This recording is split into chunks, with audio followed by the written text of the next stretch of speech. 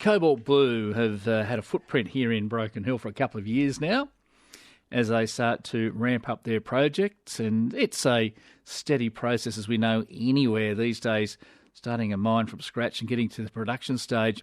Adam Randall's the demonstration plant manager for Cobalt Blue. We've dragged him into the studio. How are you, Adam? I'm well, thanks, Andrew. Thanks for the invitation.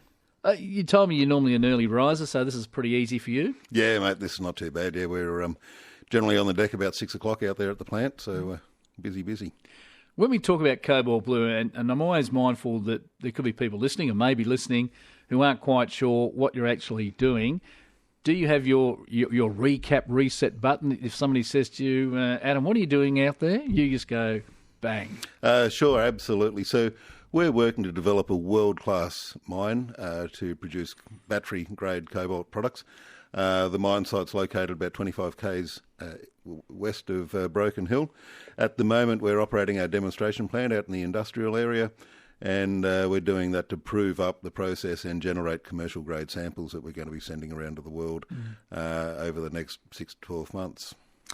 The process, which we've discussed previously, is that what you're actually doing at the moment is going out to the world markets and saying, well, this is what we've got. Do you want to buy in? Yeah, that's right. So the commercial scale project will go for about 20 years, and we'll be producing cobalt that gets earmarked for production of batteries for electric vehicles and laptops and everything else. So at the moment we're doing a demonstration scale operation. We're generating samples that we're sending out to battery manufacturers around the globe, Southeast Asia, Europe and US and Canada. They then can use that material and do test productions of batteries and prove the viability of our product, which is gold star standard. Is it a pretty tough market worldwide? Is there a bit of competition? Look, there is a bit of competition, but there's a lot of geopolitical sensitivities that shine a favourable light on Australian production, and the scale of our production will put us into the top 5 global producers of cobalt. From Broken Hill, not Australia, but from Broken Hill, top 5 worldwide producers. What you've managed to mine out there on site so far, I think you're initially looking at a couple of thousand or 3,000 tonnes? That's right. So we, to generate the feedstock for the demonstrations plant, we opened up a little underground mine that was intended to produce a few thousand tonnes of ore as a bulk sample. We actually pulled out close to 5,000 tonnes. We've then subsequently processed that on site out there and generated about 680 tonnes of concentrate, which is feed for the demonstration plant here in town.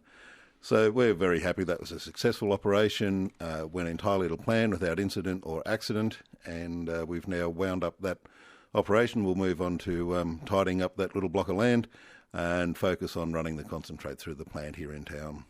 What sort of grades in terms of quality are you getting? Look, that's one of the strengths of this process, and we proved that during the operation out at site. We basically drilled a hole or created a single decline all the way through the ore body from one side to the other. In doing so, we encountered a range of ore grades. Now, it's the difference in the grade is how much pyrite is in the ore, and we proved that it didn't matter whether it was lower grade or really high grade. We're able to produce the same concentrate, which carries consistently about 0.5% of cobalt. So even when we were mining the various grades, we still made the same grade of concentrate, which then provides a very steady and stable feedstock for the further processing.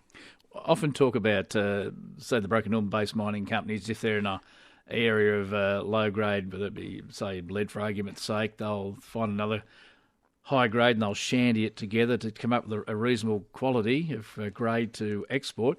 Is that similar to what you do?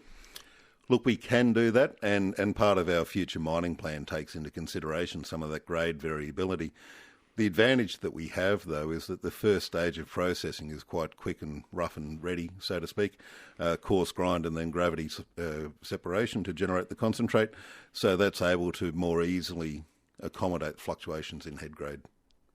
When we talk mining companies, we always say you can have whatever product you got in abundance and high grade, but what it comes back to is demand worldwide.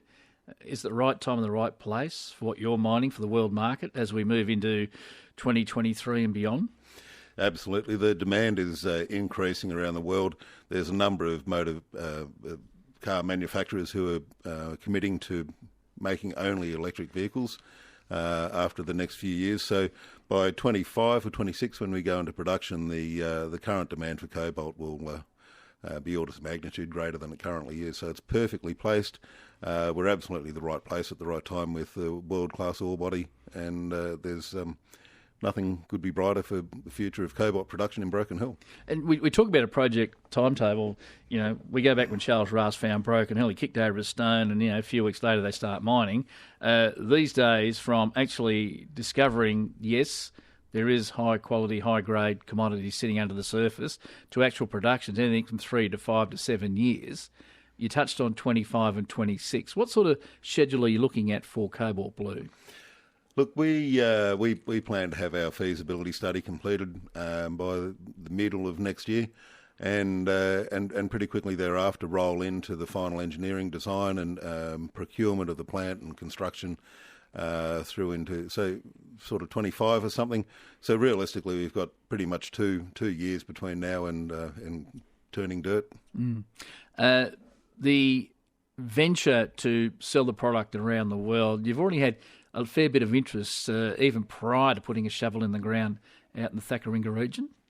Absolutely. We recently have hosted some international guests, investment bankers and investment analysts, and representatives from a couple of big companies whose names people would probably recognise, who have expressed quite a strong interest in securing future supplies of our cobalt. So that's the anticipated outcome of the demonstration plan, is not only to prove the viability and the economic function of the process, but also to generate these samples, large-scale samples in the hundreds of kilos of the cobalt product, which gets sent to the battery manufacturers so they can have a bit of a play with it. You've got to have support from all levels of government, and no doubt you've had it from the local council here at local council level. Federal government is behind you. The state government announced, I think it was early last week, $500,000 would go towards Cobalt Blue to help you complete this high-level feasibility study. It must be rather nice knowing you got that level of support behind you. Look, it's fantastic. As you touched on, the amount of support locally is incredible. Of course, the local council and foundation and the local businesses, everyone are doing a fantastic job in working with us. But both the state and federal Australian government are very supportive of this project and are very keen to see us come through to fruition. So we've been awarded major project status, which basically gives us a bit of a helping hand to get through the red tape, and have been granted some money by the government under the Critical Minerals Accelerator initiative. So the Australian government has got a program in place where they're trying to develop and secure the production of critical minerals into the future from Australia. What size workforce you currently got? Currently we've got about 30 people here in Broken Hill. We're still looking for more people. And I guess overall the company is now well over 50 people, including everyone in head office. And I know this is a question I've asked you before, but people keep asking us, once you did get to that full production level, if we hit the fast forward button and we're 2 to 3 years down the track, what sort of numbers are you looking at? In total, I think we're a little bit over the 400 full-time employee mark. Our intent remains to have a largely residential workforce, and wherever possible to recruit and develop those future workforce from within the local community. We've got a couple of programs of the local training organisations and schools where we're proactively trying to develop these career pathways for the current youth of the town, and looking to secure the workforce as close to home as we can. Always say that, we've been talking about this subject for several months now, whether you're working in a coffee shop or a major mining company, trying to attract people to your company is not an easy exercise. Do you think by going down the path of these training schools and even getting into the schools that you're starting to see some results, or do you think that'll come? Look, I think that'll come. This is all part of the process.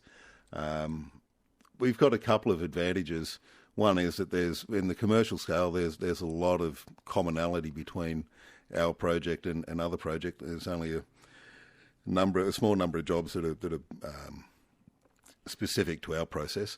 But we've done a really good job of recruiting from within the local community. We've got people from as young as, graduated year 12 this year through to a little bit older, and they're all taking to it like ducks to water, and we're training them up, and they're doing a really fantastic job in operating the plant. Yeah, and as you said, you're utilising the services of a lot of local companies and contractors. Yeah, absolutely. Wherever possible, right from day one, our intent has been to work with the local community, and we're finding that is returning dividends in spades for us. The local engineering firms and suppliers are doing a fantastic job. And I'll leave this on, Adam. Challenges ahead. There's always challenges no matter what you do, but are there challenges ahead you think that you've got on the radar? Look, I think that the biggest challenges for us will be in the future workforce. There's only a certain number of people who we can recruit from the local community without having a negative impact on other projects, and we're keen to avoid that. But of course, if we attract lots of people to town, then those people in the future, years to come, are going to be looking for housing and other infrastructure and facility within the town to support them and their families. So we're doing the best that we can, and we just hope that on the broader front that those resources will be available for the future people that we bring to town. Let's hope so. Adam Randall, Demonstration Plant Manager, Cobalt Blue, thank you for coming in this morning. No problem. Thank you very much, Andrew. It's always a pleasure. And have a Merry Christmas to you and all the team out at Cobalt Blue. Absolutely, yep. So thanks very much, mate, and Merry Christmas to you guys as well. Adam Randall, and no doubt Cobalt Blue. Let's hope it is a long, long relationship they're about to forge with the Silver City.